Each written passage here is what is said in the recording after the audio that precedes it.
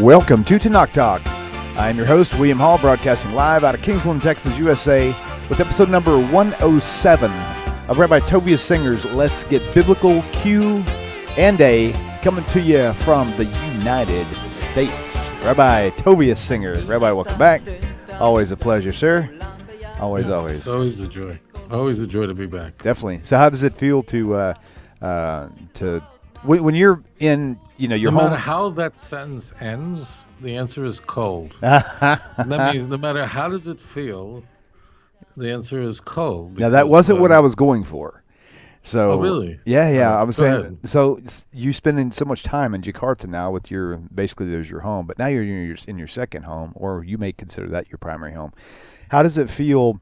Do you miss when you're here? Well, like when you're here in the States, do you completely, totally miss being in Jakarta? Does it hit you, or do you just are you so enveloped with your family it just doesn't even come across your mind? No, it's fine. I mean, I miss my congregation very, very much. I miss the classes we do, and of course, obviously, I have wonderful friends and the best congregation any rabbi can hope to have. But in truth, awesome. I'll confess, I'm at my daughter's house right now, and my son-in-law, my beautiful grandchildren, my parents, and my this. And that's the big price I pay, is I miss my family intensely by being literally at the other side of the globe. So I'm torn. Yeah, Sure. My congregation is a family for me, and I miss them, and I'll, please God, be back. But having my little grandchildren around does very if you're in Indonesia, don't take it personally. My grandkids are gorgeous and they're so cute, and I miss them intensely. So no, I feel good. It's cold outside in Indonesia. Obviously, there's no seasons. The question, what is the weather like, never comes up in Java. Yes, it does for me. It does for me a few times. For you, yes. In Indonesia, It's 85 degrees every single day, 365, and as long as the earth doesn't shake beneath you, you're fine. Nice. Yeah. Excellent. I'll tell you. Oh, wow. Well, happy Hanukkah to all you viewers out there. Hope you guys are having a wonderfully peaceful holiday season. This is just really a unique. It was a unique change, Rabbi. This is funny for me. It was funny anyway, because when we shifted from celebrating Christmas back when I was a Christian, and we switched over to Hanukkah, they were like, "What, are you crazy?" I'm like, "What, are you crazy? I get to do it for 8 days. You get it for one. Hey, do the math." Yeah, but let me ask you a question. I might as well interview you for a moment. Sure. When you were a Christian, you had to have known that December 25th. Well, the Christmas holiday was largely of pagan origins. I mean, Christians recognize this. They recognize the winter solstice. Many Christians don't celebrate Christmas, but those who do recognize there's no way in the world that Jesus was actually born on that day. There's no sources for this. It's much, much later. If you, in fact, knew, I'm not talking about when you were 6 years old. I'm talking as an adult. How did you reconcile? How did you reconcile celebrating a pagan holiday with your religion as a Christian in your past life? That is a great question because, so I basically started going to church. Okay, first of all, background, my grandfather, Baptist preacher, my Uncle John, Baptist preacher. My dad was a Baptist preacher, now Messianic rabbi. But I was adopted when I was very young, like 5 or 6. And so I was raised with my mother and stepdad. My mother went to church periodically. We would go with her when we could. I didn't start actually going to church until probably 1995. After 1990, let's just put it that way. And then after I started going to church, I really got serious about it. I was constantly, I really tried to commit myself to doing the right thing. So I was going to church all the time. I never missed. And about 5 years later, I really got serious. Man, I was looking for churches with their doors open to go and listen to their messages. And I was listening 24 hours a day. I would listen to preachers online and preachers on the radio because I was so hungry for all this stuff. You know that never came up even once. Never. We were not even one time. We became, and I went to a handful of churches, some of them small, some of them massive mega churches. Well, actually, only one mega church. But there was probably 20,000 people at this church, and that would include the children, not just the adults. And it never came up once there, not even there. Did you? Just a question. Did you? This is very interesting to me, because I've never spent a second as a Christian. Did you? So, did you believe that Jesus was born on December 25th, or you just didn't care?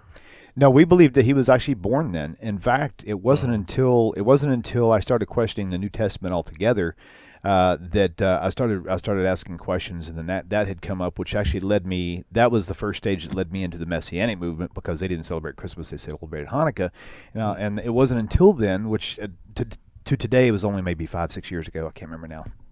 But all the way up to that point, like I said, it was never a concern of anybody. And then after I became Messianic, and I would talk to other Christians about, well, why do you celebrate, don't you know Jesus was born like in the fall, not in the winter, blah, blah, if he was born, in this scenario. And the people I told them says, so who cares? I mean, that was the overwhelming response was, I don't really care when he was born. This is when we celebrate it. I'm like, oh, okay, whatever. And that was it. We just dropped it, Interesting. All right. Great question. Okay. All right, Rabbi. I'm going to go ahead and get the phone lines open. They're officially open right now. So call in with your questions. 855-95-BIBLE is 855-952-4253. I'll put that number on your screen as soon as I find it. And there it is. So yes, the phone lines are open. Okay. So you said, okay. Do you have any family or friends that were really dear to you, like really, really close friends that were actually that were involved in Christian or the Messianic movement at all, or you just Yes. Really? Yeah, I do. Even to this day, I have friends who are Messianic leaders, or rabbis, whatever you want to call them, and we go back. Some of them we go back maybe 30 years, and Wow. we developed a friendship. And we had probably everyone's like, well, what are you talking about? Like, don't you? But with some of them, I don't want to read minds or anything, but and I don't want to divulge anything because it's a personal relationship that I have with them, and I would never betray that trust. Sure. But they're married into it. I mean, they're married into it. They have big congregations and so on, and I don't want to use their words. I mean, but for them to leave means that everything. I mean, one guy has a large number of very significant degrees. He said years ago, he said to me, we were having, I never spoke about this on air. I have to be careful not to betray. So this is a very well-known person in the Messianic movement, very well-known. And he has quite a number of PhDs, and I mean, from high up there. And one night he came over to my home, we studied, and it must have been about 2:00 in the morning, not kidding. And he said to me, what do you expect me to do? Do you think, these were his exact words, am I supposed to open up a theology store? Those were his words. Do you think am I supposed to open, this conversation probably happened 25 or 30 years ago. I'm married.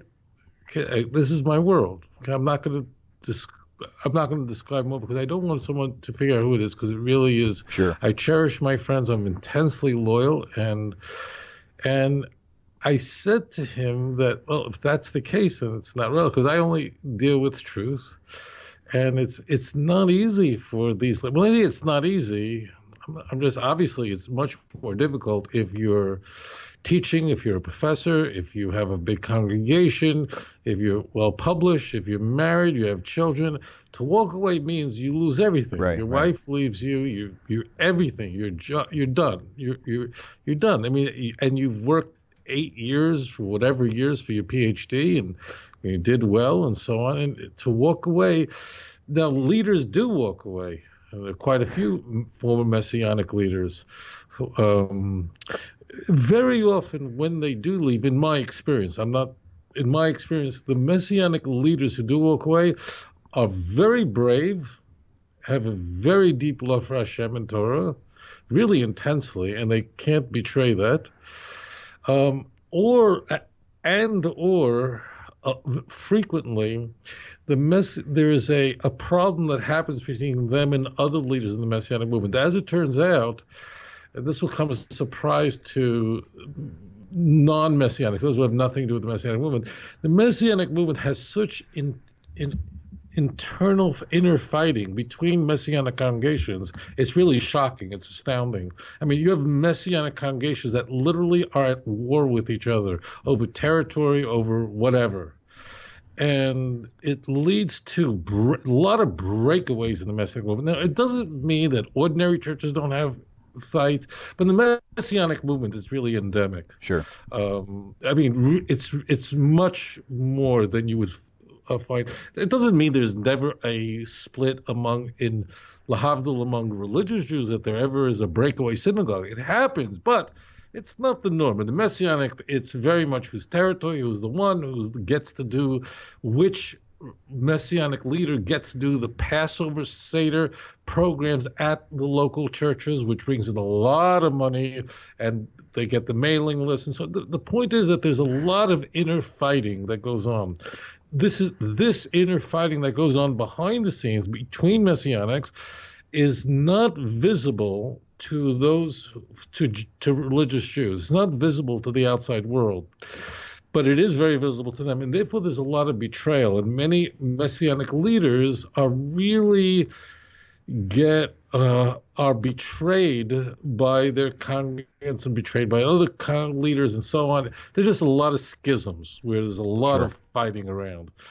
That sometimes will lead leaders in the Messianic movement to go, all right, I'm done. And when they're done, they go. When they go with a bang.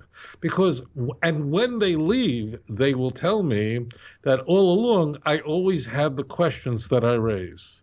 That means that when I raise questions in Messianic, they're all struggling with, what do you mean Jesus or Yeshua is God and the Trinity? This is a really serious issue for them. They can't display those doubts as leaders because these are the very problems their congregants are going through, and they're advocating and acting as apologists, and they're acting as attorneys rather than jurors when discussing these subjects.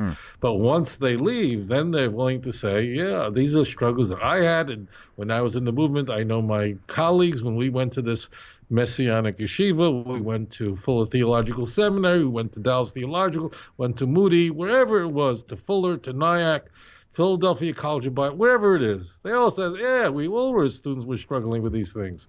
But then they have to defend it. And certainly once a person is in a position of leadership in the Messianic Christian world, so then they can't act as jurors where they're trying to decide. They have to act as an attorney in a courtroom, meaning they have to defend it. Attorneys defend their clients, whether the clients are right or wrong. And therefore they're forced into that corner. But once they're betrayed in the movement, that happens sometimes, actually happens a lot, then there's a big door open for them to say, all right, I've lost half my congregation, or there's a major fallout. It's time for me now to act on the serious doubts that I had, and then to review the text and to return back to the God of Abraham, Isaac, and Jacob. This happens a lot. Wow. And they are met with an enormous amount of hostility, and then people try to reach out to them to bring them back. But ultimately, the outreach of their former co-religionists fail, and then the hostility fail. Then they'll just be cut off. They're cut off completely. They become an absolute pariah, which means I love you and we love you. It was always very conditional, and they're excommunicated altogether. Whereas I will tell you, and I don't know if the Messianic leaders are watching, but they know who they are. I'm friends with them. I would never betray them. So I do have that relationship with them. But once I see that they're kind of just in it, and they have access to my books, they listen to it, they watch, blah, blah, blah, then it just becomes between them and God, because I have 500 videos up on YouTube and audios, and they have access to it. So what happens very strangely is that once I see that the person is in it, and that there's a lot of other issues at play, not just Daniel 7, 13, and 14, and not Isaiah 3, but there's all these other externalities in play. So I then go, okay, you've got the information. It's between you and God. Of course, I pray that they would repent. I am an intensely loyal person. That's just my personality.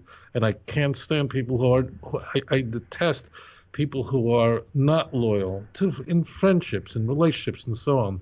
So I remain their friends, and we never talk about Christianity again. I got to tell you a story just quickly, because on top of this is really a fascinating thing. Okay. So one of these Messianic leaders, and just to assure you, he's a very well-known individual.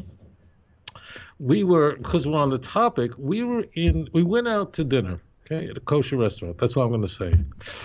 And we were sitting and talking, and again, we go back probably 30 years or so, maybe, who remembers?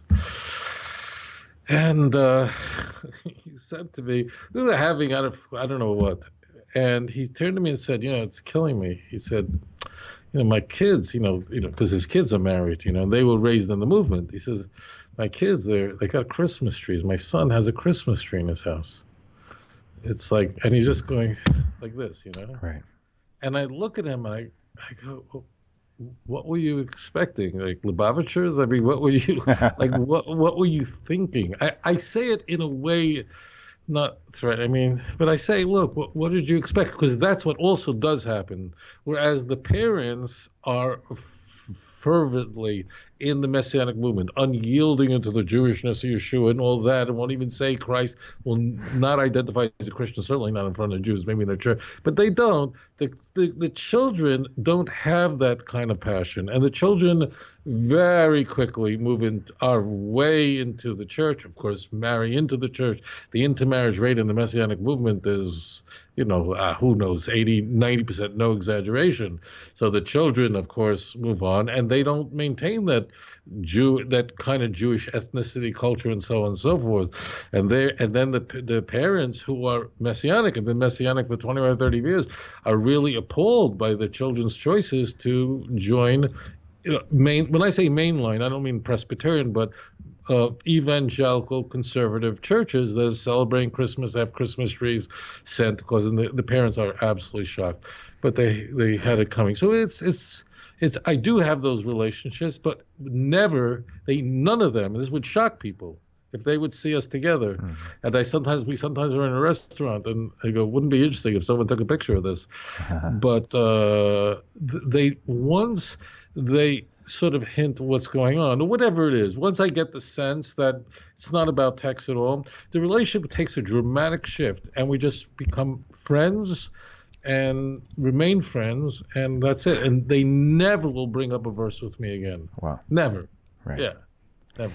That's very similar to kind of how things have been on my end of the world too. The same thing, even with my own biological father. It's like when we talk, it's very rare that we do, but when we do, he can never ever discuss like scripture with us at all. And I think it's very eye-opening. I'll just say that. Okay. Oh, Rabbi, let's take this caller. Caller, welcome to the show. Please tell us your name, where you're calling from. Assalamu alaikum. This is Munib from Atlanta. Hey, Shalom. Welcome to the show. What's the question for Rabbi?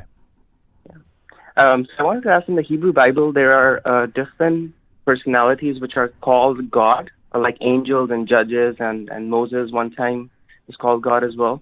As far as I know, this is like the Jewish agency principle, or like Shaliach. And if you come to the New Testament, it seems that John, in verse 10:34, seems to allude to this when he says that, reports Jesus saying that, is it not written in your law that whoever was given scripture was called God? So my question is that, first of all, what is this agency principle? I have little knowledge of that.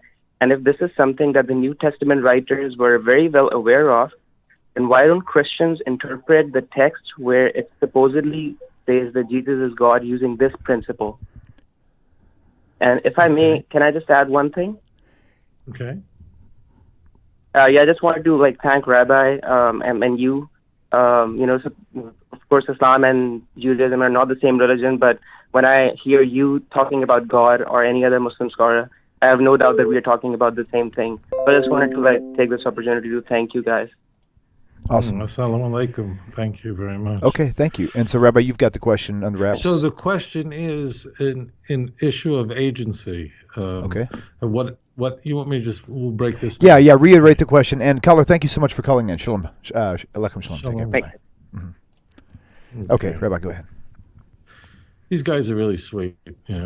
We have so many Muslim callers, and I will say this: I have so many Muslim friends from all over the world, literally all over the world, who say, "Rabbi, be careful. We really we worry about you." And I just want to say to you, thank you very much. You're very grateful. I'm very grateful for your warm wishes. So let's rewind the tape, because this is very complicated. Can be complicated by one fact, and that is Tanakh is using language that we don't use this today. Tanakh is engaging in a convention that is unconventional today, but was very conventional. It's all over Tanakh, so be careful. And that is that those who are speaking in the name of God are called God. Now, we don't do this today. In our world, just what is convention is, it's not that what we mean is different. We mean the same thing. But when we say today, a prophet said, we don't say about the prophet that God said it. We say the prophet said it in the name of God. That's just conventional talk. So convention in Tanakh, when we say a judge, a true judge, a person who is decising law according to God's law, not according to man's law, we would call him a judge. But in Tanakh, that person would literally be called a God. You would find that in Psalm 82, verse 6. You would find angels are called God in Psalm 8, verse 6. You'd find in Exodus chapter 21, where judges are called God, in verse 6 all the way through verse 8. Now, this is very important. This is where everyone gets into a lot of trouble, and that is we don't talk this way any longer. And therefore, people might be, chas v'shalom, God forbid, conclude that somehow these are some sort of divine agency or something like that. Not at all. However, when something in this world reflects back the glory of Hashem, when somebody, let's say it's a Navi, a prophet, reflects back the glory of Hashem by conveying over messages from the Almighty, blessed be His holy name, the creator of the heavens and the earth. So in Tanakh, he's literally called God, because the Almighty, blessed be His holy name, uses this prophet as a vessel through whom to convey eternal truths. You can go to Isaiah chapter 7, very famous chapter, because Matthew will abuse it. But in Isaiah chapter 7, you'll find that in verse 10, when Isaiah, a prophet of blessed memory, is speaking to Ahaz, a very wicked king. It's a very famous conversation. But when Isaiah retorts back to Ahaz, that wicked king, it says there that God said to Ahaz. Now, actually, God wasn't speaking. Isaiah was speaking. Okay, so therefore, notice what I'm doing. I'm not using fancy words. I don't want to use divine agency and all these words, divine agency or whatever, do not exist in Tanakh. You be very, very careful. But it comes up in people's books. People write books and they use it. It's very important to understand that there is a difference in what is conventional in the way we speak. So in Tanakh, a son of God, a child of God, means that it is a person who's carrying out the will of Hashem on earth. That's all. Doesn't mean anything else. But that's in the Jewish world. In the world of HaKadosh Baruch Hu, the Holy One, blessed his name, the world of Moses, of blessed memory, our great teacher, the great Navi, so that's how we spoke. That means that when the Davidic kings that followed, who God will said in 2 Samuel chapter 7, verse 12 through 16, that when God says, I will be a father over them, over him, me referring to King Solomon, who was a prophet, who was a very great man. He is the author of 3 books in Tanakh. 3 great books in there. It says, I will be Tim a father. Doesn't chas v'shalom mean in the Greek sense. In the Greek sense, when it says that you're the son of God, it means literally the son of God. Meaning it means that Zeus, Jupiter, impregnated the mother, like in the case of Hercules, in the case of the emperors, in the case of the mythical founder of Rome, Romulus, in the case of Pythagoras, all of them, they were literally the son of God. To the Greek mind, the son of a horse is a horse. So the son of God is a God. You have to understand that. So be very, very careful. This now brings us back to what's going on in the John. And it blows my mind away. Because this goes on in a very famed conversation in John. And strangely, knowledgeable Christians actually use this as a proof that early Christians believed that Jesus was equal to the Father, was the same as the Father. That means Christians, it's very important to Christians to illustrate, to convey that the doctrine of the Trinity and the doctrine of incarnation, the notion that Jesus was God manifest in the flesh, and he came to this world that's in the Christian Bible, which it is not. It is not in the New Testament. Now there are ideas that Jesus is a pre-existent being. Certainly in the book of John, we will find that in the letters of Paul, certainly, but not equal to the Father. Never. They're separate. Now, later on, certainly Ignatius, who's a very early church father, is going to already express that Jesus is God. We see the trajectory of where this is all going. You could see that if you talk in the Greek language, that eventually you're going to wind up in Athens rather than in Yerushalayim, rather than in Jerusalem. So understand that in the ancient world, just one other point has to be said, because we live in a monotheistic oriented world, that in the Greek world you could be a god, but you don't have to be. That doesn't mean you are the god. Meaning that they believe that in the Greek world they believe that Zeus was a god, in the Roman world Jupiter was a god, and then they believed in many, many other gods, all the way down a tier of gods. I have a whole chapter on this in Volume 1, going down to those gods who were like emperors, whether it was Vespasian, Octavius, they were all considered gods. They were all considered divine. But if you would say to somebody in the Greco-Roman world that Hercules was equal to Zeus, who impregnated Hercules' mother, according to their brilliant teachings, they would say, are you crazy? They're not the same. It's very important. They would look at you like it does. Zeus is the big, big god. He's the one who's keeping all the planets running and getting everybody pregnant.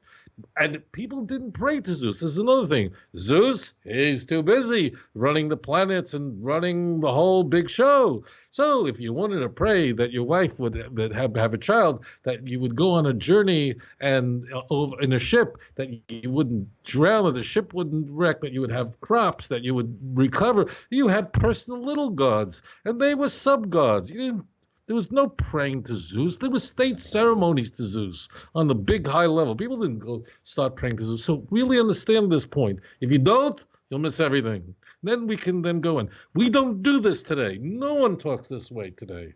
No one does.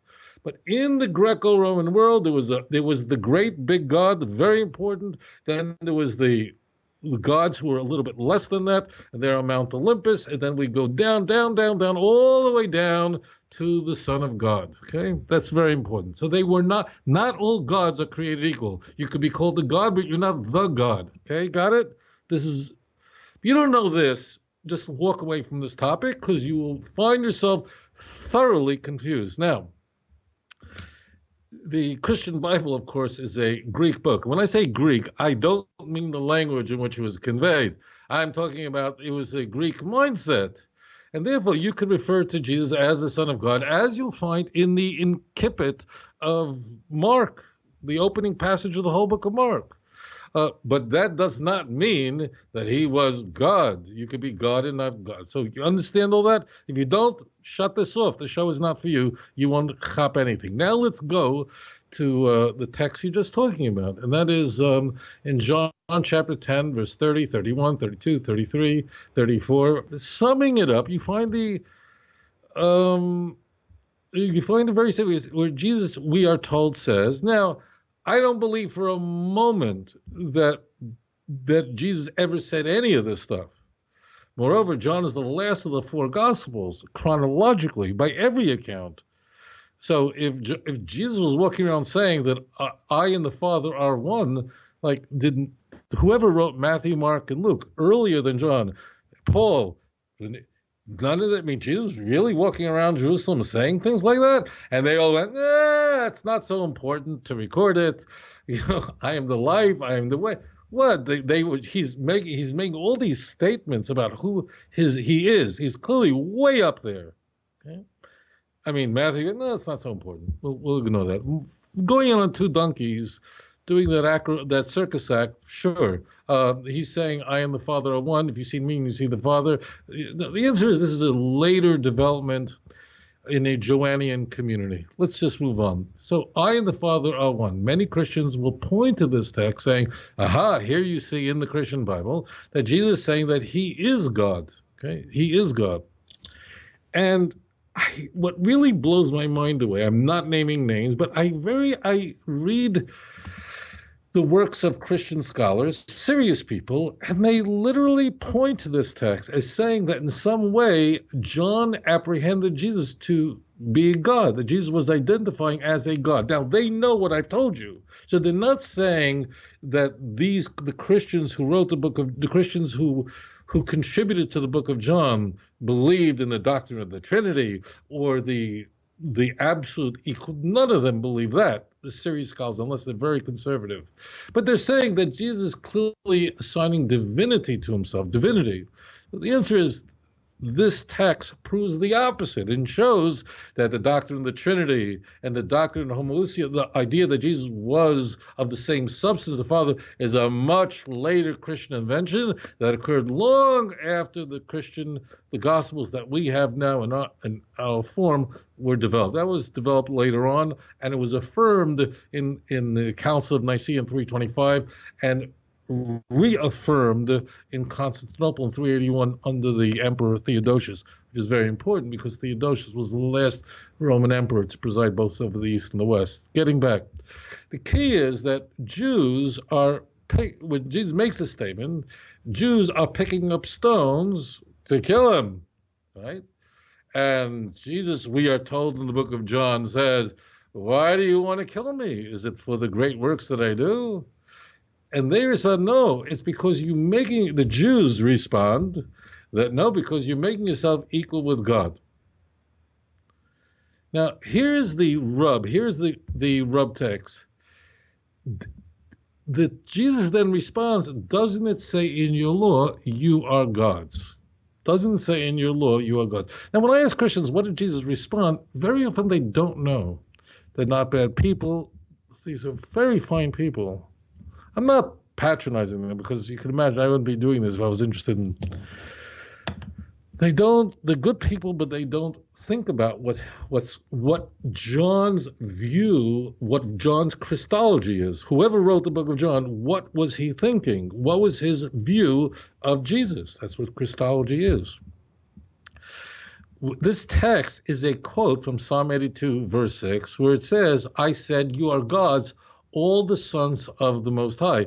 The text there is referring to judges, and as I explained to you earlier, that because judges, those who are meting out the teachings of God, the law of Hashem, are called God. This is, again, we don't talk this way, but the Torah HaKadosh, the Holy Torah, speaks about this constantly. And again, please read in the book of Exodus, chapter 21, verse 6, 7, 8. Literally, judges are called Elohim. Same over here.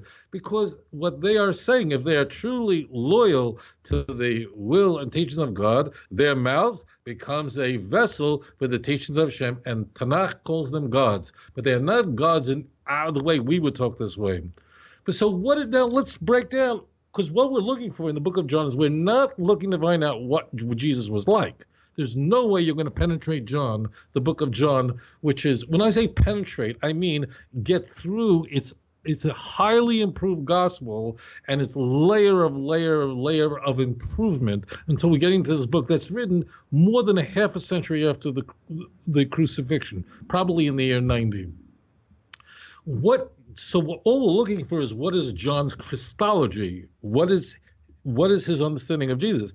So his understanding is very clear, and that is that Jesus is a God in the sense that judges are a God, meaning because he's expressing the teachings of God, he is like God in a Jewish sense, not in a Greek sense. Moreover, you see, when Jesus, we are told, says earlier on that I and the Father are one, so that doesn't mean that Jesus is saying, Jesus is saying that Jesus thinks he's God, because the idea of being one in John's Christology doesn't mean of the same substance, doesn't mean in the sense of the Nicene Creed. It means it of the same purpose. We have the same message that I am representing you. In fact, we see this clearly in the same book of John. In the longest dialogue in any of the Gospels, and the book of John is different from the Synoptics in that it just contains these massive dialogues, which is not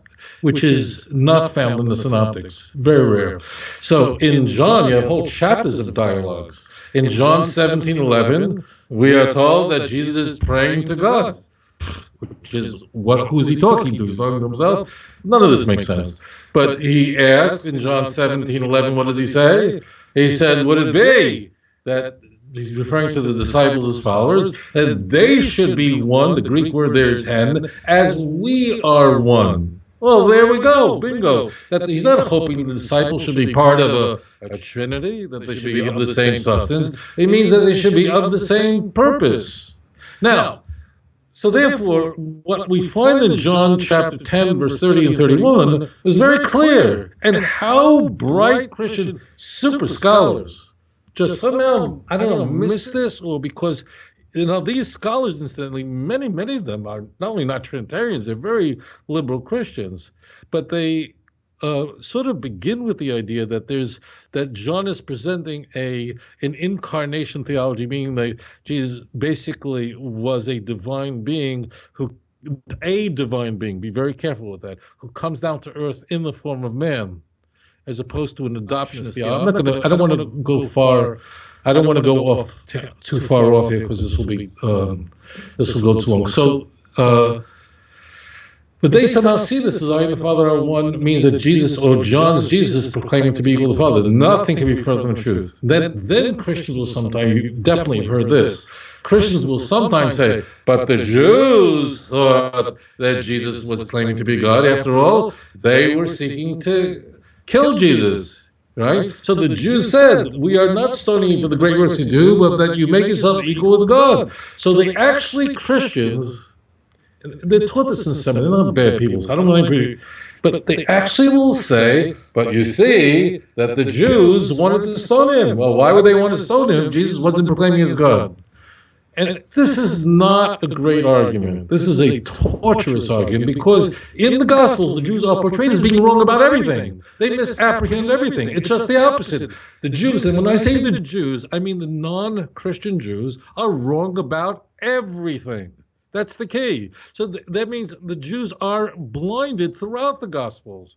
I mean, the language of 2 Corinthians 3, of the veil over the eyes and the heart of the Jews and the scales and all that stuff, that's all over the Gospels, where Jews just don't get it. So the fact that Jews think that Jesus is saying is God in John chapter 10 doesn't prove that Jesus was actually saying that. It's the opposite. It demonstrates that John believed, whoever wrote this book, it's not the Apostle John. We'll just set that aside. Whoever wrote the book of John is saying Jesus is not equal with God. John 17:3, this is eternal life, that they may know thee, the only true God, and Jesus Christ whom thou hast sent. The word only there in Greek is monos, which means that word conveys that there is nothing else, that and nothing else. Well, that there's only one God, and and Jesus Christ whom thou said, well, that means that closes the book on all this. So the answer is the fact that the Jews are portrayed or characterized as accusing Jesus of claiming to be God, that doesn't prove anything. It proves the opposite, because the Jews are, as the Gospels portray, all the Gospels portray, the Jews are always wrong in accusing Jesus of things that he's not saying. They're missing the boat on everything. So therefore, the Jewish response to Jesus doesn't demonstrate that Jesus was claiming to be God. Quite the contrary, it's demonstrating that Jesus wasn't claiming to be God, and the Jews are wrong about that, as they're wrong about everything. Somehow the Jews are wrong about everything. The Chinese are fantastic, but the Jews are wrong about everything. So, getting back, you have to be very careful, children of the Most High, those who love the Almighty God, those who worship one God and another. Be very careful with Tanakh. If you're studied in Tanakh, everything I'm saying is rudimentary. Nothing is complicated. Judge is called God, an altar is called God. Jerusalem in Jeremiah 33 is called God. It doesn't mean they should bow down to Jerusalem. It just means that the glory, Jerusalem is so holy that the glory of Hashem is reflected through Yerushalayim. That's all it means. Doesn't mean anything. Don't just bow down to a stone in Yerushalayim. They'll think you're nuts. So, but do we talk this way? The answer is we don't. Do we call people son of God? We don't today. No one talks this way.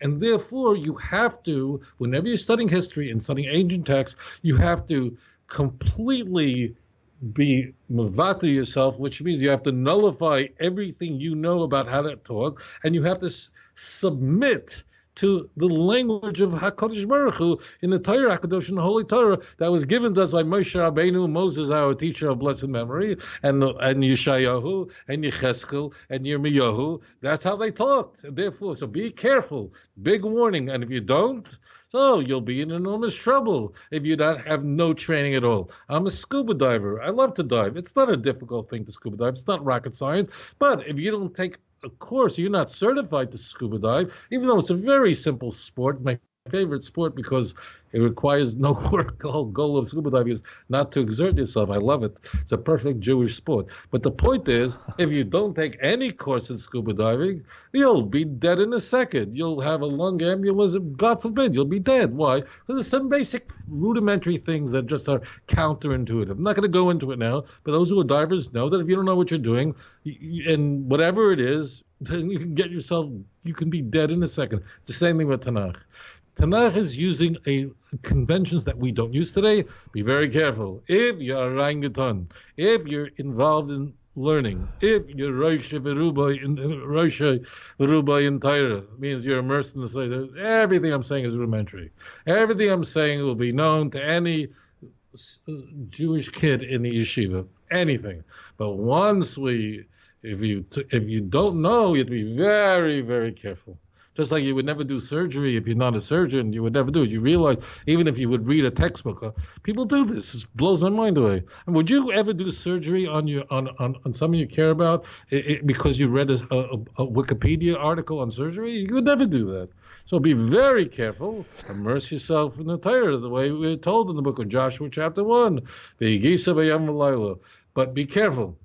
Okay. So the answer is that John did not present a Jesus who was in any way equal to the Father, but subordinate to the Father, but representing the Father. As it says in John chapter 5, verse 30, it says, I could do nothing of my own, but of the one who sent me. I didn't go and stick that in there. Well, why can't he do anything of his own? If he's God, the second person of the triune Godhead, he should be able to do anything. He should do anything if you really believe in one God. The answer is that, like Kosalka Adaitach, it's Aramaic. It never went up on the mind of the author of the book of John that Jesus was the Father. That was never going to happen. Now, our later Christians in this 3rd century going to be stuck with problems like because they're already saying Jesus is God. And then there's also various expressions of this. Tertullian's understanding of the Trinity is going to be a heresy at the Council of Nicaea, although he invented the word. But to him, Jesus is still subordinate to the Father. I know this sounds strange. Origen as well. Origen was a brilliant thinker in a brilliant 3rd century church father. I mean, really, he was a genius. In my opinion, he was the brightest Christian church father. just in terms of his scope of his knowledge. He was a Hebrew. He was thoroughly familiar with the Hebrew language. But his Christology on the nature of Jesus was not that he was equal to the Father. He would have been, because he was considered a heretic. For he was so brilliant and he contributed so much to Christendom's thinking and so on that they, he is highly regarded.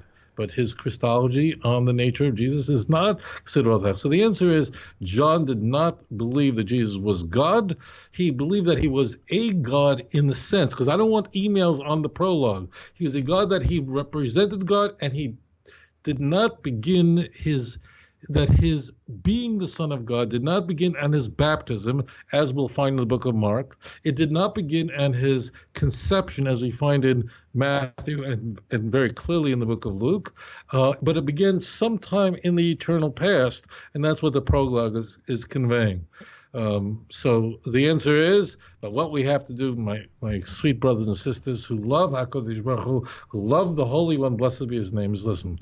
There's no replacement for studying the words of the prophets. There is none.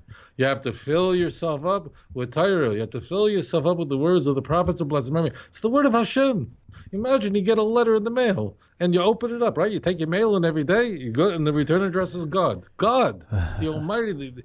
Wouldn't you read it? And if you couldn't read it, wouldn't you make sure to get someone to quickly translate it for you, to read every single word? So I would say to you, sweet children of the Most High, that please, if you love Hashem, which if you're listening to the show, obviously you care, study Tanakh, study it carefully, learn the Hebrew, just so you're speaking the Lashon, the language of HaKadosh Baruch Hu, the Holy One, blessed be He. And by studying Torah and immersing ourselves in the words of Hashem, it'll bring about the coming of the true Mashiach, B'mheira V'yameinu, quickly in our time. Thank you for that question. I mean, you mentioned earlier about the other places that mention calling people gods or whatever. Well, in English, of course, it doesn't use that, and there's going to be skeptical Christians out there who are going to watch this for the first time and say, "Oh, just read it right here," and it clearly does not say gods; it says something else.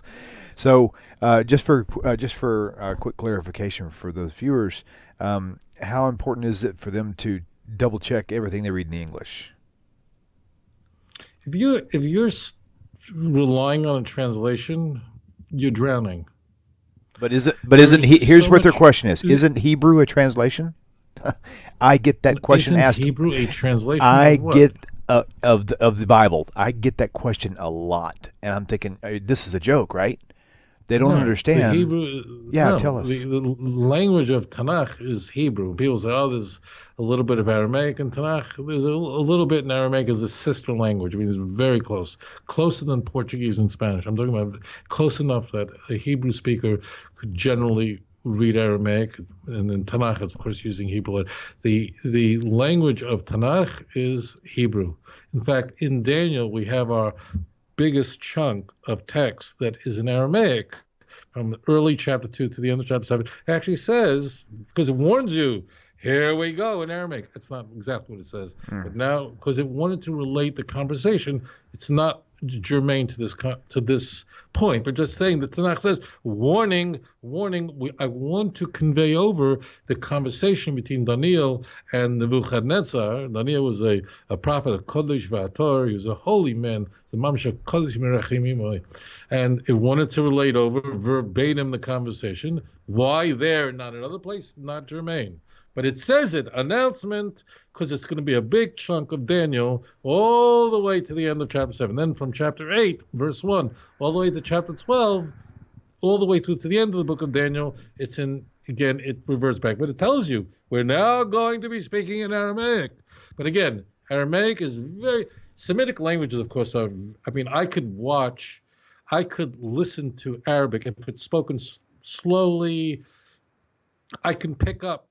Any Hebrew speaker can pick up many, many, many words. If a person has very good diction and slowly, it can be picked up. And certainly, it means many, many words. If someone's screaming across the street in Beirut and you're just going by, I won't get anything because they're talking, right. A fast straight Arabic. There's no way. But Aramaic and Hebrew are even closer. And I mean, so close that a Hebrew speaker can read Daniel and just go slowly and see the roots. And the roots are just their sister languages. So therefore, the Torah is given in Hebrew. The world was created in the Hebrew language. Psalm 33, verse 6. And so the Hebrew is not a translation. It's the original language of Tanakh. In fact, the word Ivri is the word that was the name that was given to Abraham. It's a name through which prophets identify themselves. I'm an Ivri, which generally is translated, I'm a Hebrew. That's where the word comes from. And Hebrew means that you're on the Aver, you're on the other side, which means that Avram or Ivri, Abraham the prophet, was an Ivri. That means the whole world was on one side. They worshipped idols. They worshipped the gods of Nimrod. And Avram was on the other side. The whole world was on one side. And Avram Avinu was Ivri, means Aver. Aver means on the other side, like Aver Yarden, the other side, the Jordan. He was on, so you have one side, you have all the nations of the world, and on the other side, Abraham, who was but one, as we are told in Isaiah. Right. So that's where. Awesome. Okay, cool. We'll move on to this caller. Caller, welcome to the show. Please tell us your name, where you're calling from. Hello, I'm Ray, and I'm from Wyoming. Shalom, Ray, from Wyoming. Welcome to Texas. How are you? Oh, I'm doing pretty good. I'm pretty nervous. That's okay. Don't be nervous. I'm People nervous calling all too. the time. I'm nervous also. Everybody's nervous. There you go. There you go. We're Yeah. Jews. We're used to nervous. Go ahead. Go ahead, Ray. So my question is, I need to build on it a little bit so it makes sense very, very quickly.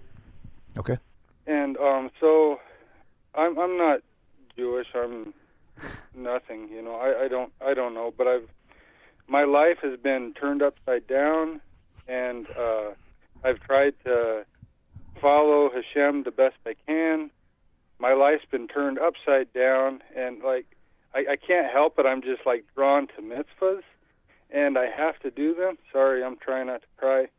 And there's like 6 other people in this state. I don't know if you've ever been to Wyoming, but there's 6 houses in a hotel, and so everybody knows everybody. And so when you start wearing tzitzits and you start looking differently, you don't have friends anymore, you know. And so I've turned my life upside down and my family's life upside down to try to be close to God. And more mitzvahs is just you feel more and more close.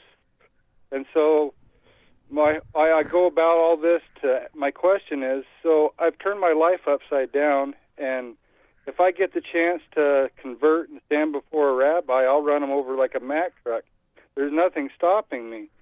But my question is like if I'm at a Pesach and I've turned my life upside down for Hashem, and I touch the stem of a glass as they're pouring the wine, how come I defile the wine if I've turned my life totally over to Him?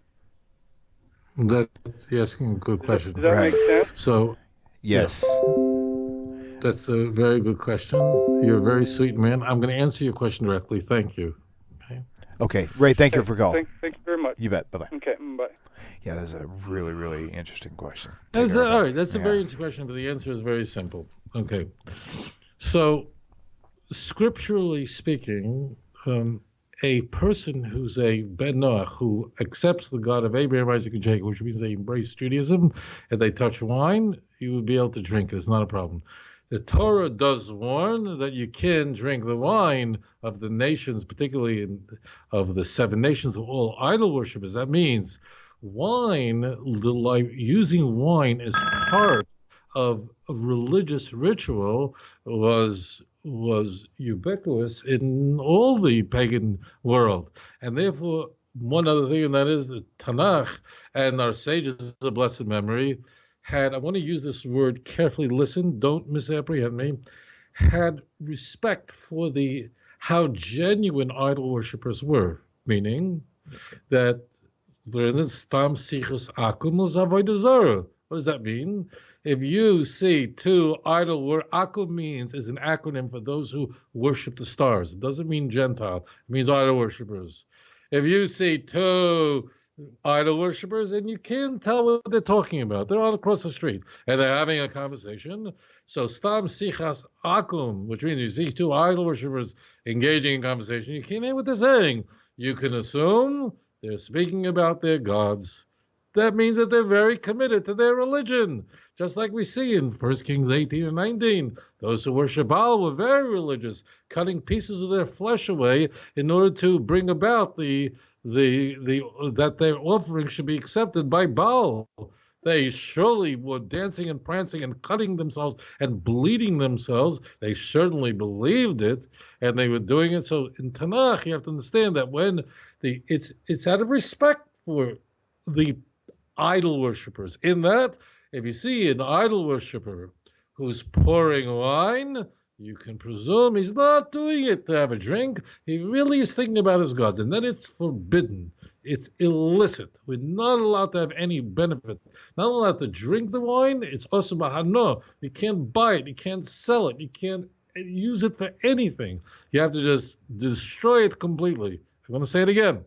Anything that is used for idolatry, whether it's an offering, whether it's anything, is completely haram. It's completely forbidden. It's not only forbidden to eat it or to drink it, it is forbidden to have any pleasure from it. You can't sell it. It's also not like Paul, that person who perverted the teachings of Hashem, who in 1 Corinthians 8 goes on to say, well, you can eat from an animal offered to idolatry, contradicting Acts 15. Contradicting Acts, where it was forbidden, we are told it's forbidden. Somehow Paul is so, hey, you know the offering isn't anything. I know that doesn't mean anything. They're praying to nothing. Therefore, what's wrong? Where's this guy get off saying such a stupid thing? Key point is the following, that from the Torah is, if someone is a ben Noach, someone's not an idol worshiper, absolutely, if they touch wine, you can absolutely drink it. Not a problem at all. However, this is very important. This is not from the Torah. We are very careful. As it turns out, we're careful, just like because when problems arose, I remember when Tylenol used to come in a capsule, and that's how you take, Tylenol capsules, and people had a headache would take it. But one murderer went into a store and bought a Tylenol, emptied out the capsules and put poison inside, and then resealed the box and put it back on the shelf, and people bought it and died. So, what is it, Johnson & Johnson makes Tylenol? I think so. Whatever it was, they right away said, enough, and they took off the capsules off the market. They made caplets. Now you can't put it in. It just looks like a capsule. It's not really a capsule. On top of that, they put extra seals and tamper-proofing on top and top and top. Why? Because it's being ultra, ultra careful with the physical body. Al achas kama v'kama, how much more so with our spiritual souls. So therefore, there is an injunction that Jews do not drink wine that was poured by someone who isn't Jewish. But I wanted to say it, this is a tradition of the Jews, or it's a rabbinic injunction. We don't say it's from the Torah. It's forbidden, because you're not allowed to add to the Torah or take away. But a person could say, look, I want to be extra careful. Okay, be very clear, because I'm going to get 500 emails on this with Deuteronomy 4:2. So people are going to say, Torah says don't add to the Lord nor take away. That means I can't say that this is from the Torah, but there's a rabbinic prohibition upon even someone who is a completely ben Noach. Someone worships one God and no other, that we don't drink the wine when they touch it. If it's an unsealed bottle pouring God, we don't. But we don't say that's from God. It's just an extra precaution that we take. Now, although it's usher, it's forbidden to drink it, it's not usher bahano. If a person who's a ben Noach, who worships one God, no other, touches wine, we know it, you can sell the wine, you can do that. It's not forbidden in having any pleasure from it, you just can't drink it. So now you go, well, how, I just know I get these questions. It's a fair question. I want to explain this, and it's not really a nuance, but people somehow blank out on this point. So listen up if you got this question of how could the Jews add, okay? let's say you're in the electronics business, okay? You're in that field, okay?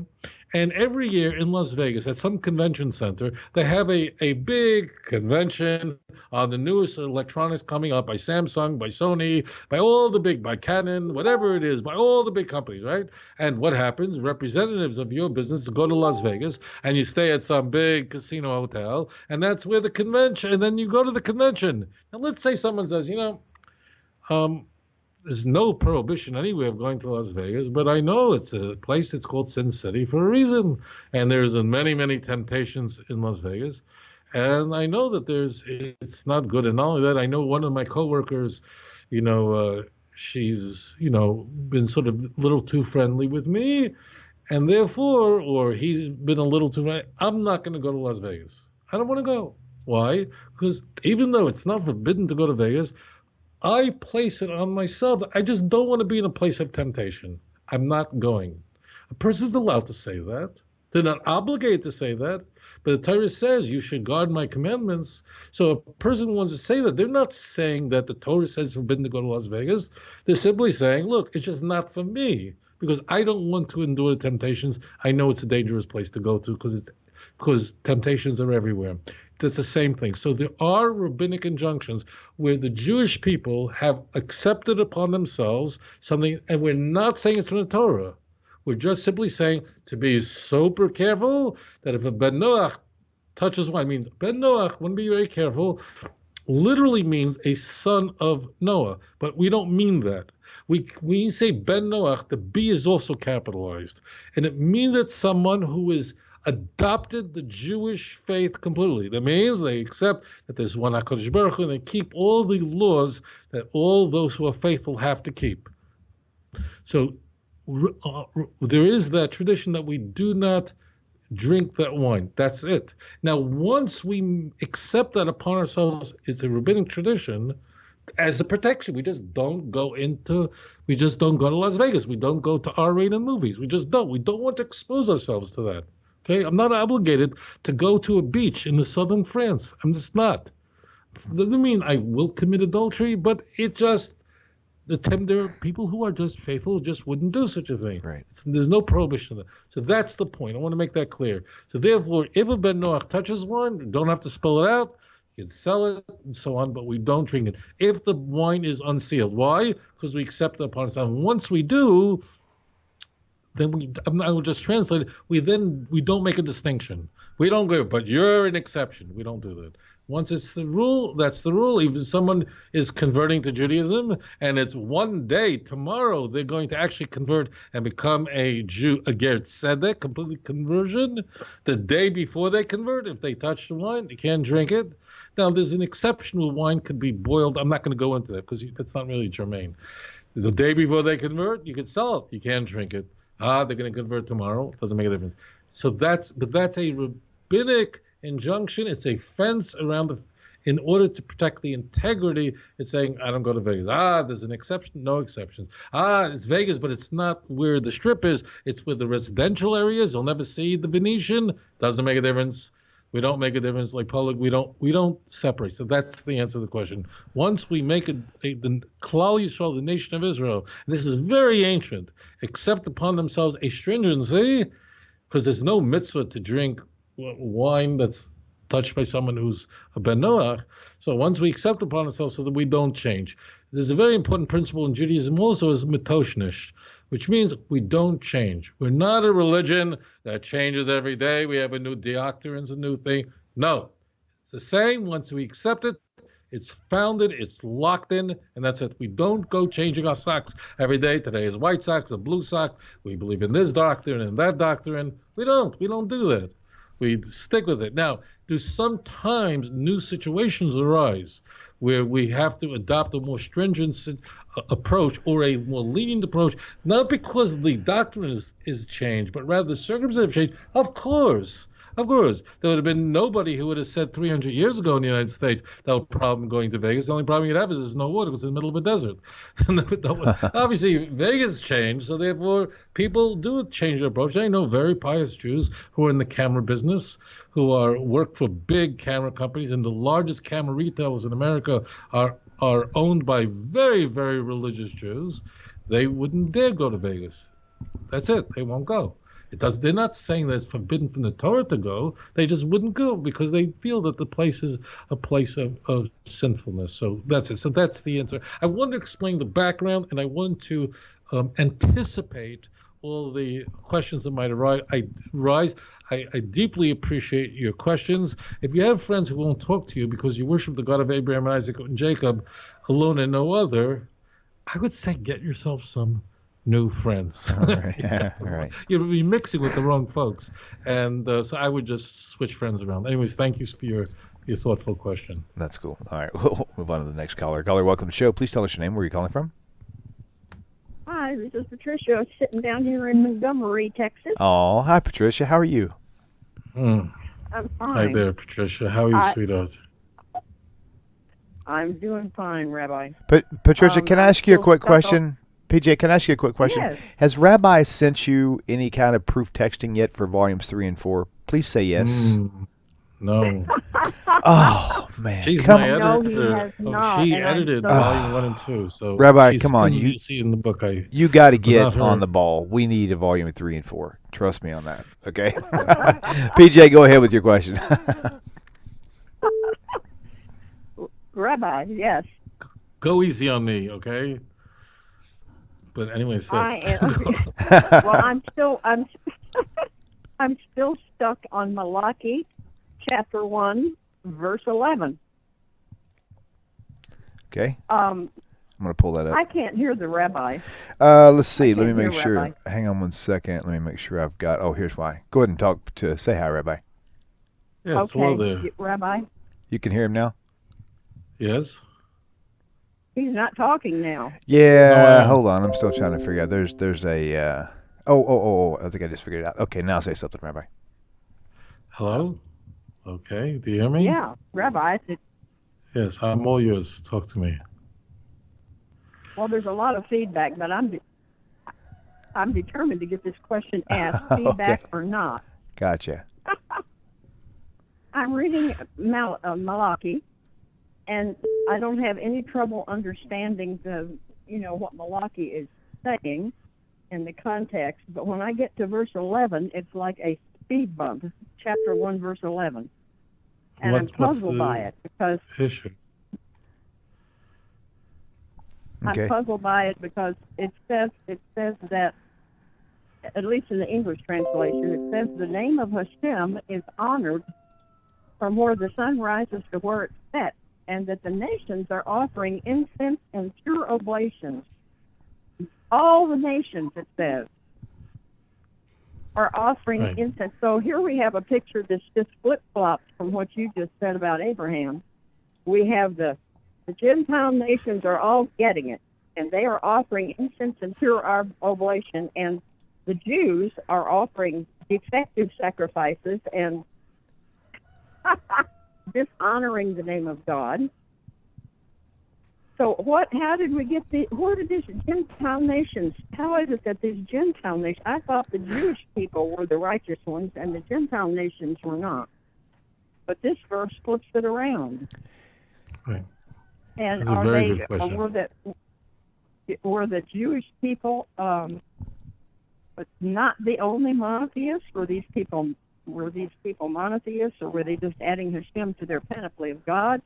What is going on in verse 11? Please And what chapter was that? help. Malachi chapter 1, Okay. verse 11. 11 from the rising of the sun. Okay, got it.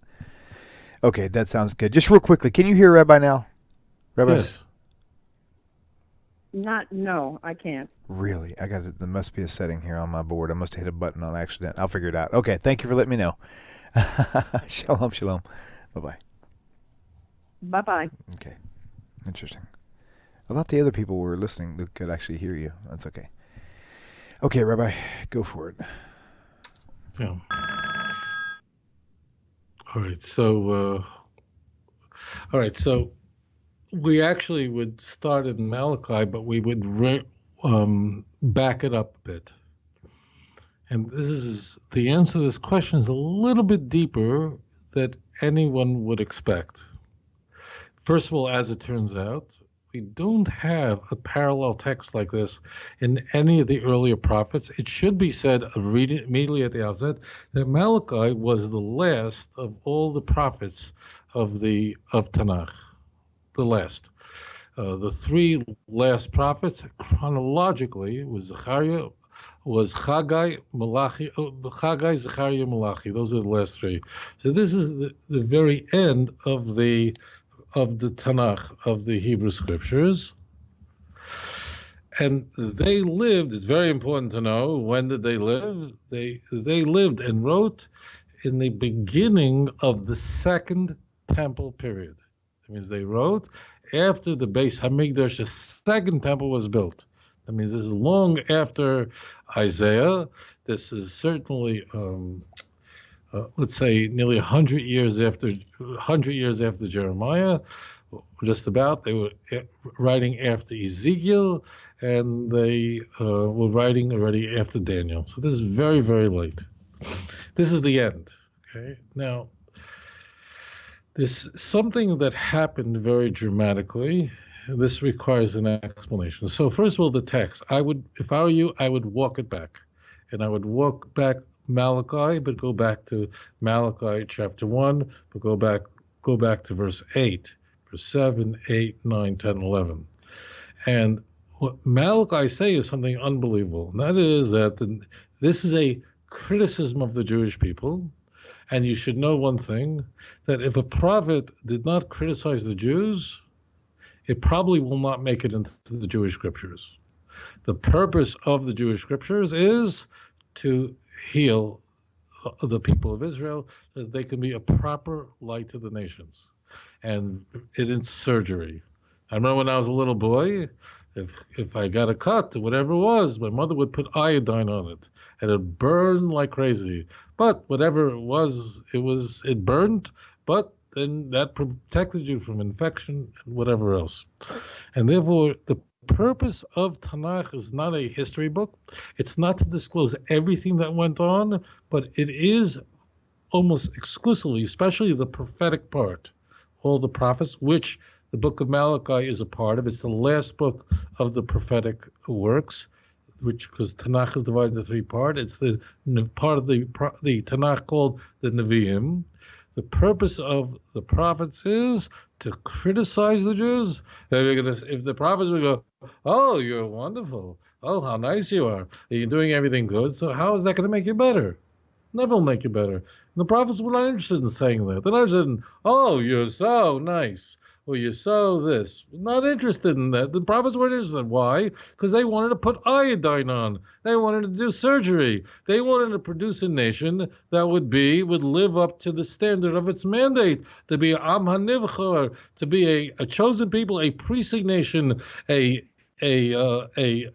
nation that is a kingdom of priests, a mamleches kahanim v'goy kadosh. Well, they were not at that standard. And the Jews, how are you going to be a light to nations? How are you going to do that if you're behaving this way? So just so you understand, if you study Navi, if you study the prophets, what I just said to you now is rudimentary.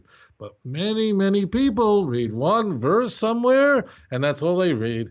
Malachi is not a big book at all. What is it? 4 chapters in the Christian Bible, 3. Well, that's small. You know, I'm sure the vast majority of those in the world who believe the book of Malachi is the word of God never read it from beginning to end once in their life. In English, in Spanish. I'm sure of it. And when I say the majority, I don't mean 52%. And you know it, I know it. So that's where trouble comes in. Person's going to go into a book. I need to say this because this is, if you can sum up how everybody gets into trouble, they're not reading the text, they're reading one passage that's quoted and that's it. And then of course they're going to be drowning. So the first thing you have to get through your head is, if it's not critical of the Jews, it's probably not going to be included unless it's a messianic prophecy, because the prophets are saying essentially, I've got to criticize you and tell you you're messing up so badly, but you need to ultimately rise to the occasion. of Isaiah 49, verse 6. You have to ultimately rise to the occasion of Isaiah 43, verse 6. You ultimately have to be the light to the nations. You have to rise to the occasion of Isaiah chapter 42, meaning you have to become this nation of Isaiah chapter 60, verse 1. That would bring in of Zechariah 8:23 and 10 of the Gentiles of different languages will grab the shirt of a Jew of different nations and say, take us with you, for we've heard that God is with you, and you teach us about God. Because, well, if we're messing up like crazy, how the heck are we going to make that happen? So that's why we find, just so you understand, if you get this, everything else falls into place right away. Thus, you find in the prophets, whether it's Malachi, Isaiah, it's the same theme. If you don't get this, you won't get anything. That Messianic prophecy and extreme criticism of the Jews are interlaced completely, over, back, forth. I mean, you couldn't find a chapter in Tanakh, in the Jewish scriptures, that's more critical of Jews than Isaiah chapter 1. But look at Isaiah chapter 2. It opens up with the most ecstatic, epic messianic prophecies of the role of the Jews in the world. Well, how did you swing from banging the Jews over the head, you're this, you're that, to telling us about giving us the most soaring messianic prophecies of what will happen to the nations of the world when they come up to Yerushalayim, go out of Zion and go forth the law. Even Tzion Tetzei Torah, out of Zion will go forth the Torah, with Dvar Hashem Yerushalayim, and the word of God from Jerusalem. How are these connected? So, what the prophets are interested in doing is there are spiritual trainers. And what does the trainer do? Oh, you're perfect? No. Trainer's going, no, you're messing up. No, you're no good. You want to be that. You can't be that. If you don't do that, no one else will be able to do it. What's the good of grabbing the hem of a Jew if this Jew is messing up badly? Okay. So therefore, just generally speaking, the most important thumbnail sketch of the prophets is heavy criticism of the Jews intermixed with Messianic prophecy because they're interlinked. If the Jews are going to ultimately trigger the restoration of the world to the God of Abraham, Isaac, and Jacob, you're in deplorable condition. And therefore, Malachi is going to go, look at you. I mean, he goes, and this is the only time we find talk like this, basically. Because in the time of Malachi, there was already a tremendous turn among the nations to the God of Abraham, Isaac, and Jacob. We see this also in the book of Ezra. We see where there are many people who came from the abomination of the nations, and they came and they wanted to gravitate toward the Jewish people. In history, why is beyond the scope of this show? When the Jews endure tremendous persecution, it is followed by an enormous amount of conversion and interest in Judaism. It's crazy, but it's true. Why? Beyond the scope of the show. After the Holocaust, the worst persecution we've ever endured, unimaginable. Today, they're lining up. People all over the world want to convert to Judaism or become B'nai Noach by the millions. It's not easy. It could be done, but today everybody knows that there's never been a time in history that such as this. How come anyone would want to join us now? We just went through hell and back. The answer is that something is triggered when the Jewish people go through suffering. It can be on the scope. What's happening here is Malachi, our context is the second temple has been built. And Malachi, again, is interested in what? Oh, you Jews are wonderful. You're the best. You're number one. I love the way you're doing things. Well, what good is that going to do? How is that going to make someone better? If someone has an infection, we're going to put what? Nice, creamy massage oil on it? No, you're going to put on it things that will kill the infection and will burn. So here we have a staggering criticism of Jews. So when the second temple was built, which means the Jews, not all the Jews, but let's say roughly 50,000 Jews, had returned from Bavel. They're called the Shivavei Tzion, and under the leadership of Zerubbabel and Yehoshua ben Yehoitzadok, these two great men. One was from the Davidic house, not a king, the governor, and the other was the high priest. great Jews came, some 50,000 Jews, to return to Eretz Yisrael in a number of waves. But the key point was, so they had a temple, but there was a tremendous interest in Judaism at the time. And this is, well, you see this over and over again at these trigger moments. Tremendous interest in Judaism. So much so that the nations of the world were also offering their sacrifices. We're going to see, incidentally, if you go to the end of the book of Zechariah, literally the end. So we say, I don't remember the verse. You don't need to. Just the last verse of the book of Zechariah, which is Zechariah 14, verse 21. It says there openly, this is a Messianic passage, that the kings of the nations will be bringing offerings in the Messianic age. I'm paraphrasing. But in Christianity, by the way, that can't possibly happen. Hebrews 10:18. Romans 6. But we're going to set that aside. The key is, what is happening in Malachi is that it's not just the Jews who are affected by the return of the children of Israel to the land of Israel and the rebuilding of the Beis Hamikdash under the auspices of great giants, great Nevi'im, such as Ezra, Nehemiah, great people. That's the period we're talking about. At that time, Judaism, the faith of the children of Israel, was going up. There was a tremendous interest in anything Jewish, similar to today.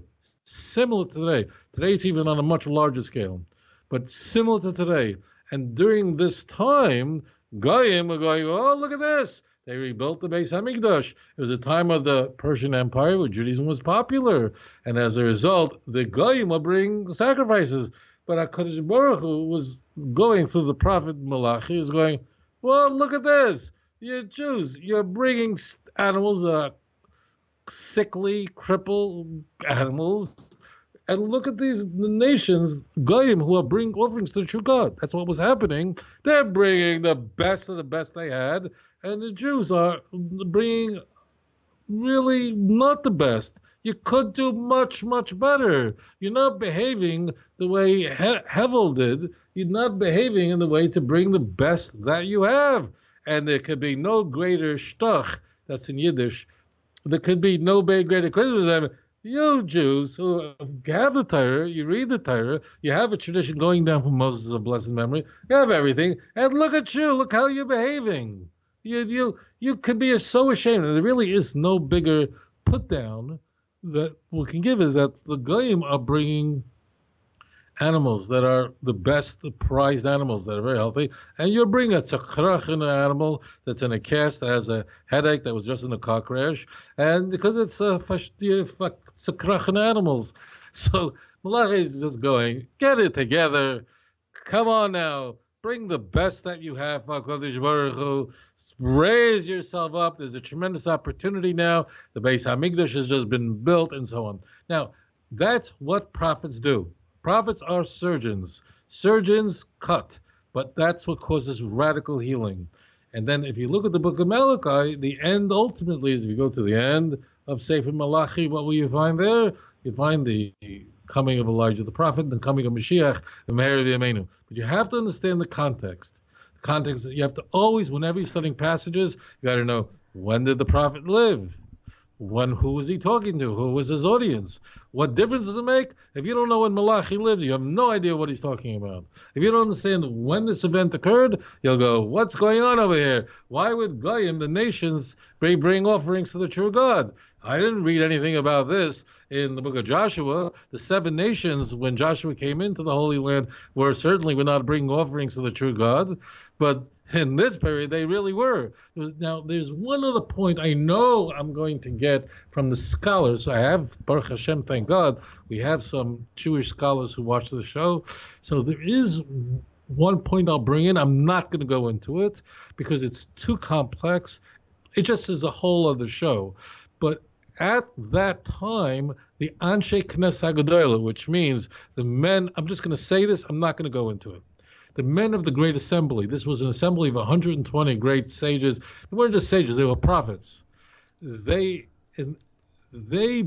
is discussed in the Talmud, they beseeched the Almighty to reduce the intensity or to destroy the desire for idolatry. Doesn't mean it was altogether destroyed, but it was essentially to recede it, to pull it back.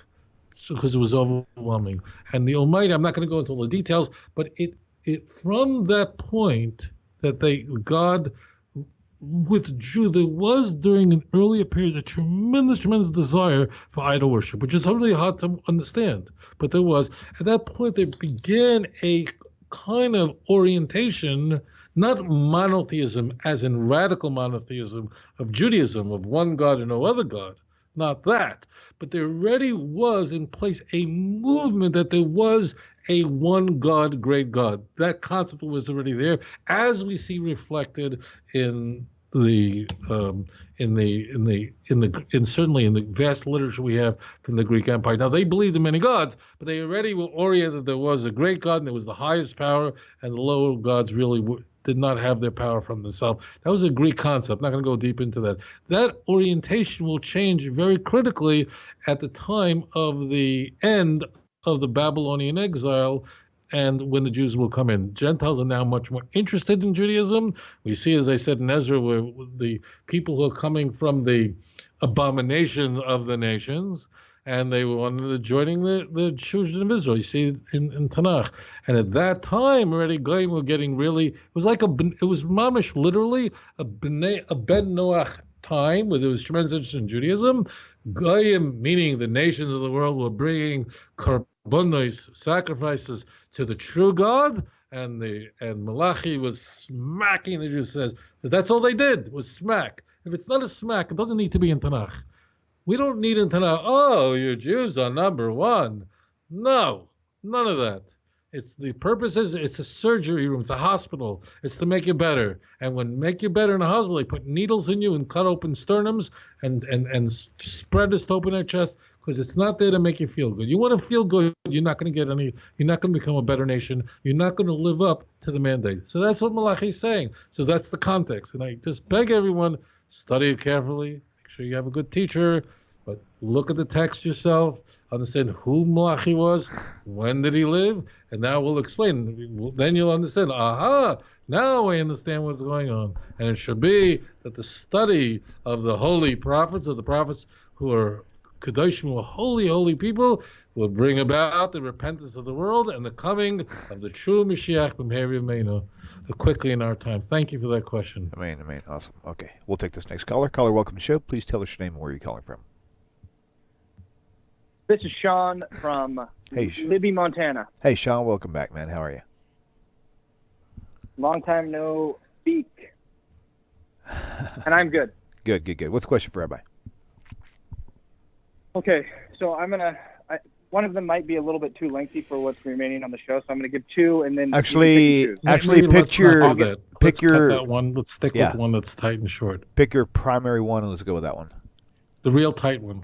Okay, I'll go with one then. That's fine. Okay. So, the other day I saw on a post on Facebook about someone questioning human beings or life before Adam and Eve, and of course my instant inclination response was that it was unbiblical and it wasn't presented in Genesis, right?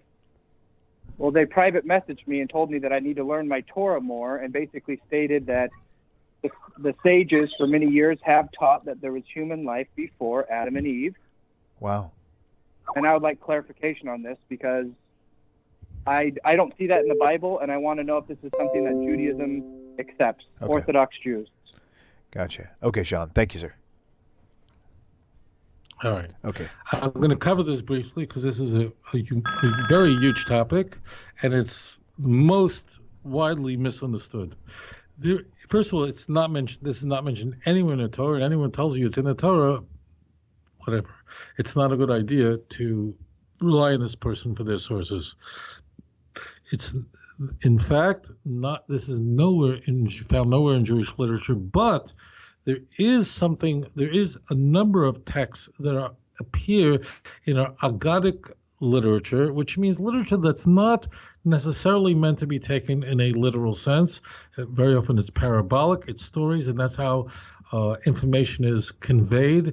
It's a type of wisdom literature, and just like in the book of Proverbs, they're talking about wisdom walking down the street. Doesn't mean literally wisdom had feet and walking down the street. So they're not using a language that is conventional. is it forbidden to take such type of literature in a hyperliteral way? No, but the point is what to learn from it. It's not. I have to say this, or else people are going to be just, flipping out watching this. So there is a kind of literature that we're supposed to learn something from, and not.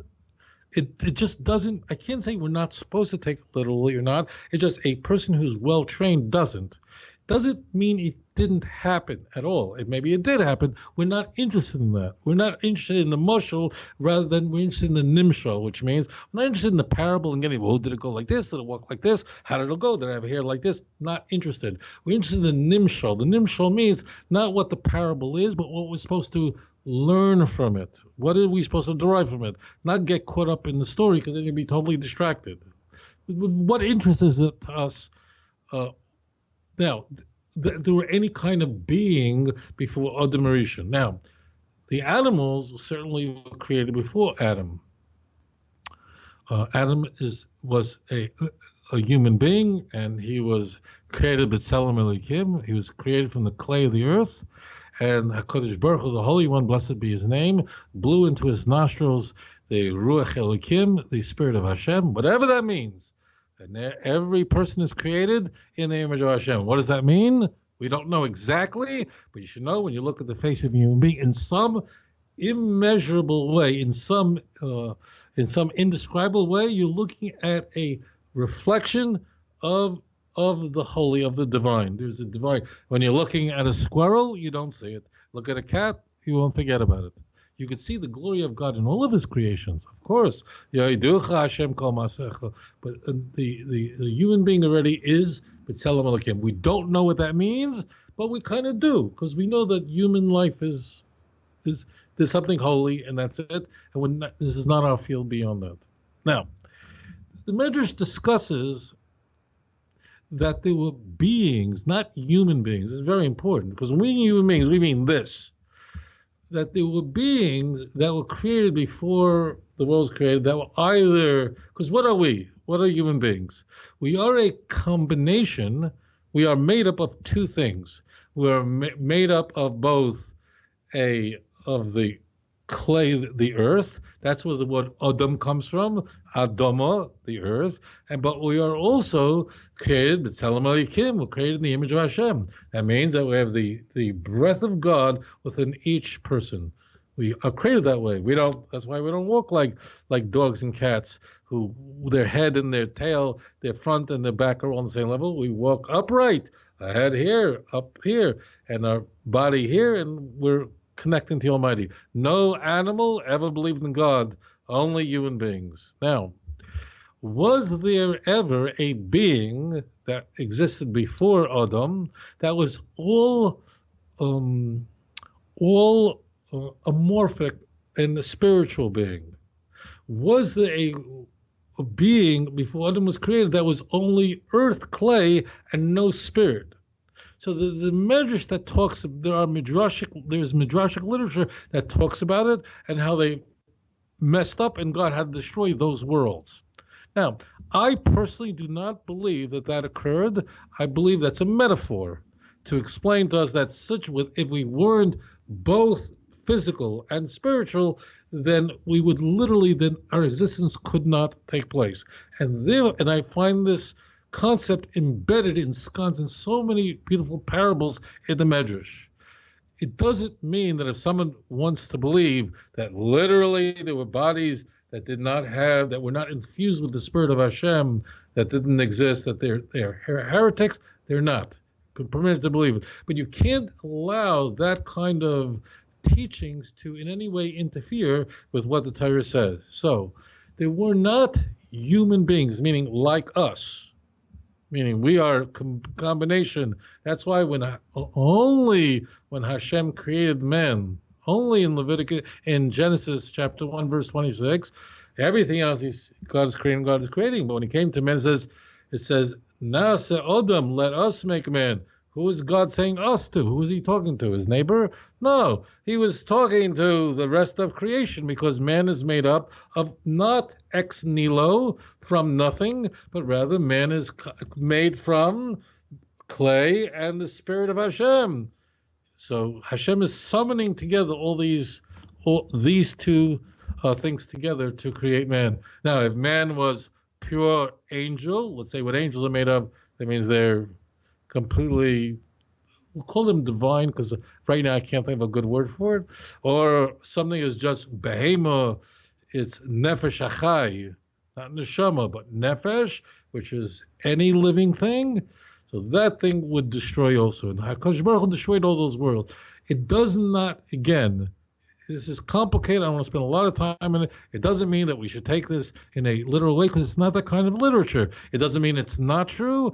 And I will say also that I'm not the spokesperson for the Jewish people, but frankly, religious Jews don't sit and think about this a lot. But they weren't, meaning we just think about the idea that we're supposed to take away from that. It's this combination that can has the potential to create a good, great world. We don't separate the physical from the spiritual like Paul seeks to do, and the way the Greeks sought to do, where they believed in a dualism, that the human body is garbage and the human body is just a highly imperfect vessel. I mean, if you read Cicero's Republic 6:4, you'll see he described that, and they would laugh at the Jews that we thought that there would be a resurrection from the dead, where physical bodies are resurrected. They thought that we Jews were insane for believing that. Why would you ever want to go back to a body? This is the way the Greeks thought. They thought Jews were out of their minds for believing this.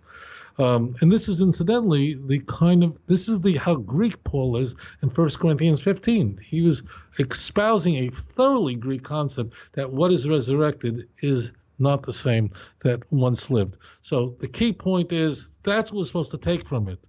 We're not supposed to take from it necessarily that this is reading. We're not reading history books. We're not reading Barbara Tuchman. We're not. We're reading texts, in this case, midrashic literature. It's not found anywhere in the written Torah, anywhere. We're reading midrashic literature, and the point is, what is the nimshal, which means what are we supposed to take from the parable? Not getting caught up. What the parable did it go like this and was like that? They're not supposed to get caught up. You're getting distracted. The point is, what is it? What are you supposed to take from it? What's the teaching? Not get caught up in every detail of what is generally would be regarded as a parable. Well, perhaps not. Maybe many people take this literally. But if we don't get people who do take it literally. I didn't do a survey on this. I'm not going, but what kind of toenails did it have and who was walking and not interested in that. What you should be interested in is, okay, the ideal world in a perfect state is where you have the physical and the spiritual sewn together, drawn together, and the purpose of mankind is to raise himself up, to take the physical and raise it to spiritual. Don't divorce yourself from the spirit, from the physical. Don't go and being celibate and all this with Paul, talks about how loftily this should be, that I wish you could be like Mary, but it's better to be married than to burn. No, nonsense. Enjoy, have a beautiful wife, enjoy, have a good food to eat, make sure it's kosher, make a blessing over it, but enjoy it. Combine, raise the physical to the spiritual, just like Jacob saw in the letter, they connected earth with heaven. So therefore, those texts are not human beings, but they're referring to beings, okay, you take out the word human, that had one quality or another quality of what we are today. And the purpose of it is not to tell you history of the world. That's complete heresy to believe that. It's trying to convey to us that the world that is successful is a world that combines both together. And only we take the physical and we offer it up to the spiritual and we combine it together, then we can serve Hashem properly. That's all. Thank you very much for that question. Awesome. Okay, so we're going to move to, this will be our final question. And this is one that I was not able to catch the phone in time. So I'm going to play this soundbite. Hello, Rabbi. My name is Jeff Herman. I'm sending you this message from Saskatoon, Saskatchewan, Canada. I know, eh? But Rabbi, thank you for taking my question. And my question is this. What is the general agreement amongst rabbinical school of thought in advising a Ben Noach coming out of the church and as to where they should go, or what community should they be a part of in the event that there is no Ben Noach community in the small center like Saskatoon? Rabbi, I asked it. Are you hearing this okay? Not at all. Really? I don't hear a thing. Okay. I sent you, I believe I sent you the same question. I'm going to keep playing it online, but it's the one about the Ben Noach, the guys from Canada. Could you just play it and put the mic there, and I can hear it right through your mic? Oh, yeah. That's a good idea. Okay, hang on one second. Let me start this over real fast for a second. All right, let me do this without it. Hopefully it won't feedback too loud. We'll see. Hello, Rabbi. My name is Jeff Herman. I'm sending you this message from Saskatoon, Saskatchewan, Canada. I know, eh? But Rabbi, thank you for taking my question. And my question is this. What is the general agreement amongst rabbinical school of thought in advising a Ben Noach coming out of the church and as to where they should go, or what community should they be a part of in the event that there is no Ben Noach community in the small center like Saskatoon? Okay, interesting. Rabbi, I don't asked hear this. anything. Okay. Maybe we'll save that. Okay, I'll have to say that for next show then. Okay. Okay. Well, shucks. Let me tell you what we do. Do you have, want to take a second and try to play it so I can hear it? Yeah. Let me. Okay. Give me an idea how I could do that, because I've got the speaker, the room speaker, but it's coming through my microphone so loud it's feeding back when I turn it up. Let me. Maybe if I don't get so close to it, hang on. Let me try it again. All right. 1 second here. Bear with me. Okay. I'm gonna have to turn the main mic up, which is where you're coming in at, so that it can actually go back into it. Okay. So bear with me 1 second. Let's try it. This might work. Actually. Replay. Hello, Rabbi. My name is Jeff Herman. I'm sending you this message from Saskatoon, Saskatchewan, Canada. I know, eh? But Rabbi, thank you for taking my question. And my question is this. What is the general agreement amongst rabbinical school of thought in advising a Ben Noach coming out of the church and as to where they should go, or what community should they be a part of in the event that there is no Ben Noach community? Okay, so basically, I could repeat it, or let's just do it next time if you want to do it next time. You said you still can't hear it? Do it next time, and next show, and we can see if you can play I that. really don't know why. I mean, it was strange that PJ had an issue hearing as well, hearing you talk back and forth too. So something must have come unplugged in between my computer and the soundboard. Pardon me. Well, let me. We've got time. We probably have time for. Actually, it's 11:55 now. We're really coming up on the hour anyway. Maybe this would be a good stopping point, actually. So I'll see if I can figure out why we can't get the sound back to your headphones. I'll have to try to work on that this week, and next week we'll be able to hopefully play it better. So. But anyway, okay. So so there you have it, folks. Okay, so before we hang up, before we disconnect. Again, if you don't have Rabbi's books, 2-volume set, Let's Get Biblical, you just need to do it. There's no other thing to say about it. This it's just loaded full of so many good topics. And as I mentioned with PJ earlier, Rabbi, and I know you can attest to this, we've covered so many questions, so many spin-offs of these questions that are in here. That it's we could go back and watch the 100+ episodes of Tanakh Talk and get all the answers, or maybe you could work your way onto a volume 3. That's not a joke. These books are great. You got to get them though, and then go to the website. Go to I was going to say toviasinger.tv. That's also very good. OutreachJudaism.org. Click on the free audio tab. Find the correlating chapter titles with the chapters in the book. That's the best way to actually get the most out of this study with Rabbi Singer. And I will tell you this. Friday at work, I went to I have your podcast downloaded on my phone. I've mentioned that before. What you guys can do, if you want to do it simply, just go make a donation of any amount, and you can download like the entire series onto something you play through an MP3 player, like your telephone or a tablet or something like that. And so I was at work, and I listened to one of your lectures, the Confused Text and Testimonies, about 3 times, and then it kind of dominoed off onto Daniel 9 70 weeks, and that was so fascinating. And of course, I was kind of working, so I wasn't fully paying attention, but I was paying attention mostly, and then something would distract me, and I had to go back, rewind, and play it. I must have listened to that thing like 10 or 15 times in one day. It's just so cool. And the best thing about it is too, you can do that, because unless you know it already, unless you already have it committed to memory, listen to this stuff over and over again, man. It's refreshing to know these answers when you have people saying things and what about this, what about that. You don't have to ask somebody. You can go straight to a source. And Rabbi, your books are an excellent resource for that. And I'm telling you guys, if you don't have it, you're missing out. OutreachJudaism.org. And so, yeah, so there you have it. Thank you all for tuning in. Rabbi, thank you again. You're just an amazing tzaddik, and I really appreciate everything that you do and your availability that you make towards and for everyone here. And I can't wait to see you. I can't wait to go on the trip in April to to the Holy Land. So if you guys are interested, look at BestTour, BESTOUR1T.org, and you can find out what it's all about. And hopefully we'll see you guys there. So, Rabbi, thank you, and thank you all for tuning in. Shalom, shalom. Take care, everyone. Shalom, Rabbi.